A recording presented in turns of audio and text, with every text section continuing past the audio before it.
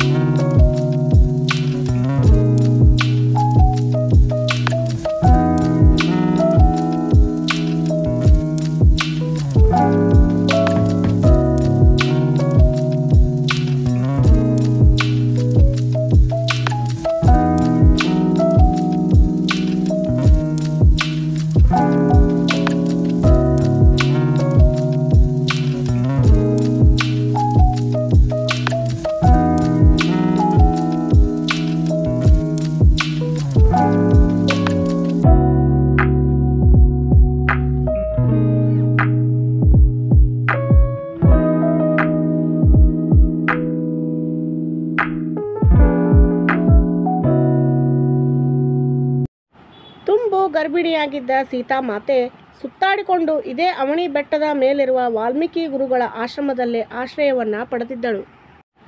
ಅಂದು ಆವಂತಿಕ ಕ್ಷೇತ್ರವಾಗಿದ್ದ ಈ ಗ್ರಾಮವು ಇಂದು ಅವಣಿಯಾಗಿ ಬದಲಾಗಿದೆ.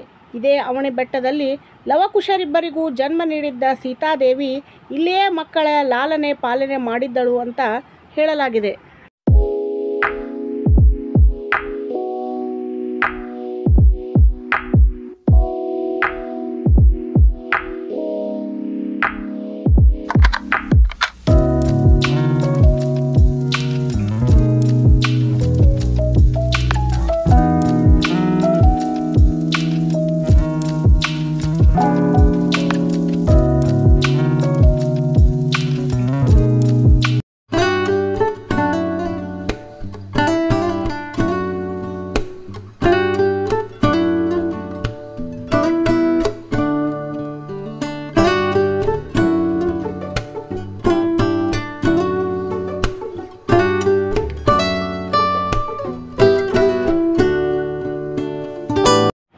ಅವನಿ ಬೆಟ್ಟದ ಮೇಲೆ ವಾಲ್ಮೀಕಿ ಆಶ್ರಮ, ಸೀತಾದೇವಿಯ ನಿವಾಸ, ಪೂಜೆಗಾಗಿ ನಿರ್ಮಿಸಿಕೊಂಡ ಪಾರ್ವತಿ ದೇಗುಲ, ಸಸ್ಯಧಾಮ, ನೀರಿನ ಕುಂಟೆ, ವಿಶ್ರಾಂತಿ ತಾಣ, ಮಕ್ಕಳ ತೊಟ್ಟಿಲು, ಆಟಿಕೆ ವಸ್ತುಗಳನ್ನು ಇಂದಿಗೂ ರಕ್ಷಿಸಲಾಗಿದೆ. ಇದೇ ಬೆಟ್ಟದಲ್ಲಿ ಲವಕುಶರಿಬ್ಬರಿಗೂ ವಾಲ್ಮೀಕಿ ಗುರುಗಳು ವಿದ್ಯಾಭ್ಯಾಸ ಕಲಿಸಿಕೊಟ್ಟಿದ್ದರು. ಸೀತಾದೇವಿಯನ್ನು ಒಬ್ಬಂಟಿಯಾಗಿ ಬಿಟ್ಟು ಹೋಗುವ ಮುನ್ನ ತನ್ನ ಬಾಣದಿಂದ ಭೂಗರ್ಭ ಸೀಳಿ ನೀರು ಚಿಮ್ಮುವಂತೆ ಮಾಡಿದರೂ ಇಂದಿಗೂ ಅಲ್ಲಿ ನೀರು ಖಾಲಿಯಾಗದೆ ಹಾಗೆ ಉಳಿದುಕೊಂಡಿರುವುದು ಪವಾಡದ ದೃಶ್ಯಗಳಿವೆ.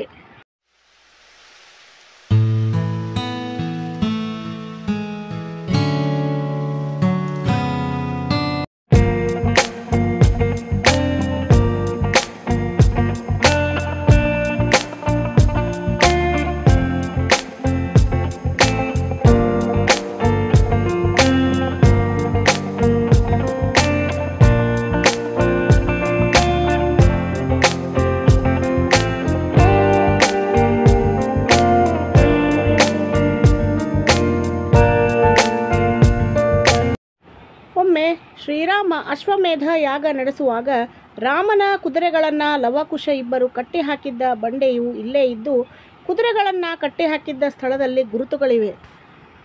ಇದೇ ವಿಚಾರಕ್ಕೆ ಲವಕುಶರಿಬ್ಬರ ಮೇಲೆ ರಾಮ ಯುದ್ಧ ಸಾರಿದ್ದು ಬಳಿಕ ವಿಚಾರ ತಿಳಿದ ಸೀತಾಮಾತೆ ಯುದ್ಧವನ್ನು ನಿಲ್ಲಿಸಿ ಮಕ್ಕಳಿಬ್ಬರನ್ನು ಶ್ರೀರಾಮನಿಗೆ ಒಪ್ಪಿಸಿ ತಾಯಿಯ ವಾಸವಾದ ಭೂಗರ್ಭಕ್ಕೆ ತೆರಳಿದರು ಎಂಬುದು ಪುರಾಣದಲ್ಲಿದೆ.